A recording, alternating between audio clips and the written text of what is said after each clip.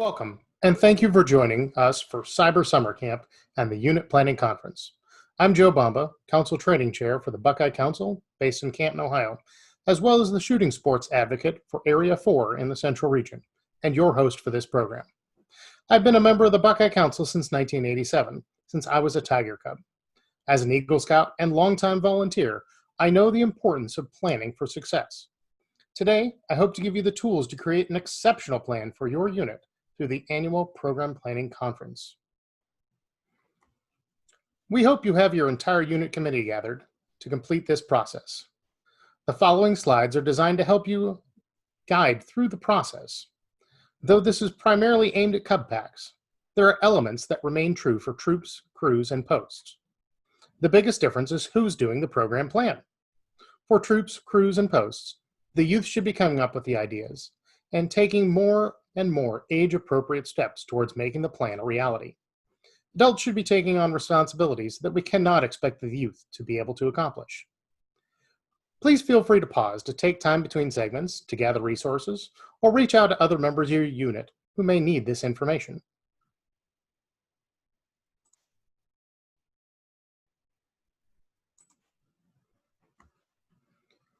Welcome to the Unit Committee Planning Conference.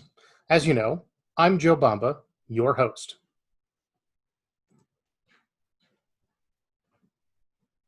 Research shows that a common element among strong units is that they all have a good annual unit programming plan, a year in advance, and it is shared with every member of the families involved in the form of a calendar. Having a shared annual program calendar is your unit's way to attract more families and keep scouts for a long time, which we refer to as tenure. Informed families are happy families. Before we begin, we have a little homework for you. You should have these things together so that you can make sure that you can have a complete plan. Ideally, these should be gathered well in advance of your planning conference.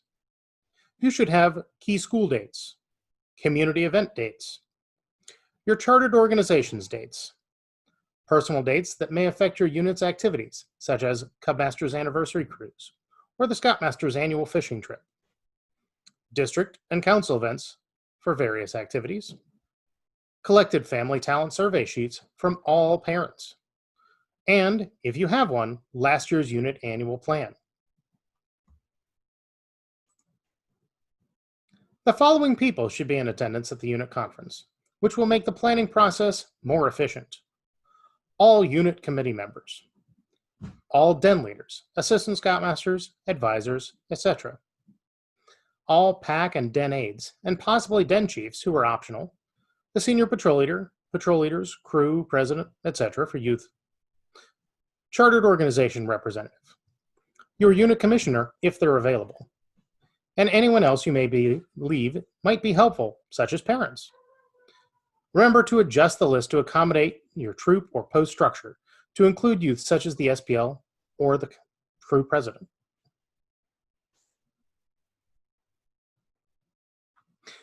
Before you start the planning process, it's important to explain the importance of an annual planning program plan, what its purpose is, and what rules you will use for the meeting.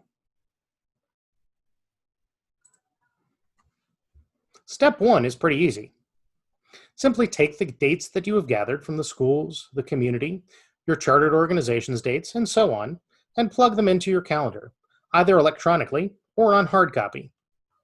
Don't forget to add meeting dates for dens and the pack, your troop, or crew. An electronic template can be found here at www.scouting.org/scoutsource/cubscouts/newslettertemplate.aspx.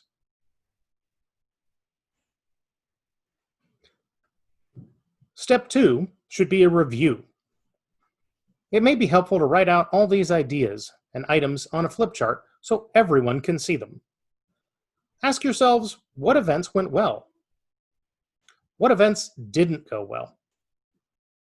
Did we earn the National Summertime Pack Award? The Journey to Excellence Award? Was the Den and Pack meeting attendance good? Did your crew show up to most of the meetings? Did we attend day camp, family camp, resident camp? Did we sell popcorn or do other fundraisers? Ask as many questions as you like. Remember, this is research, so don't get too wrapped up in this part, but use it as a guide to decide what to keep, what to skip, and what to improve.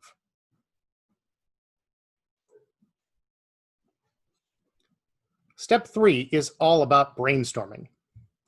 Think about activities your scouts may enjoy or need to do for advancement in the upcoming year. Remember, anyone can say anything. No idea is bad. Feedback and analysis on those ideas can come later.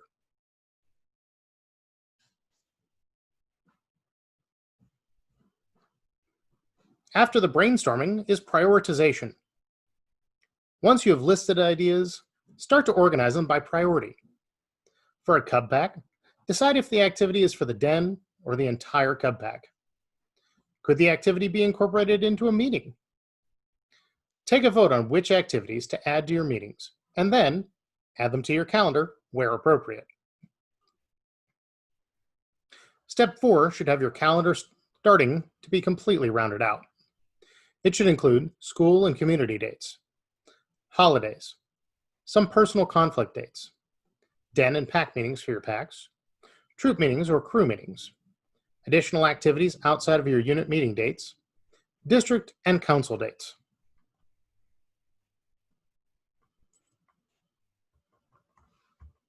At this point, step 4 is about assigning event planners and deciding who is responsible for chairing these events. Is the activity just for a den, or is it for the whole pack? For troops, is this for older scouts, younger scouts, or the entire unit? Could it be incorporated into the meeting night? Be sure to get the names down of who's responsible for planning an event. For instance, Bob Smith has been assigned to be the chair for our blue and gold banquet.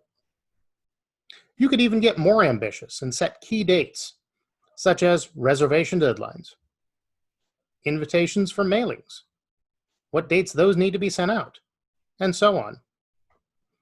Vote as a team on the events and add them to your calendar. Remember that good planning and preparation lead to family satisfaction. Some of this planning will have to come after this conference, should you select activities and have to recruit chairs later. It's best to come with committed volunteers prior to that meeting, particularly for reoccurring events, such as blue and gold banquets. Remember Bob? He had already committed to running the blue and gold banquet, so he came to this meeting prepared.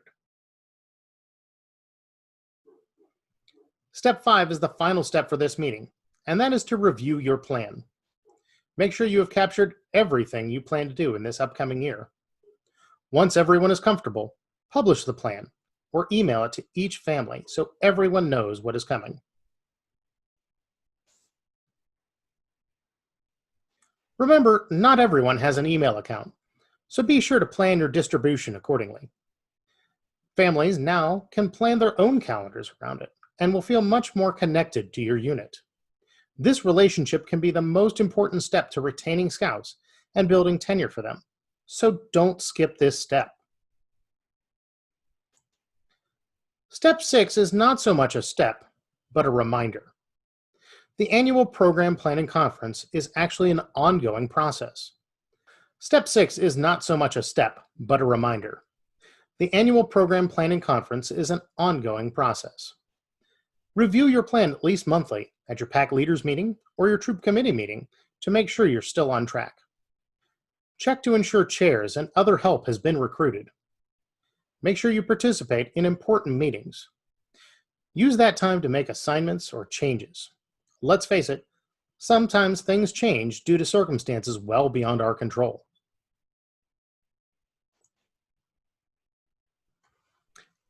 A great plan leads to great units, and that leads to scouts staying in the program and growing both the unit and the youth.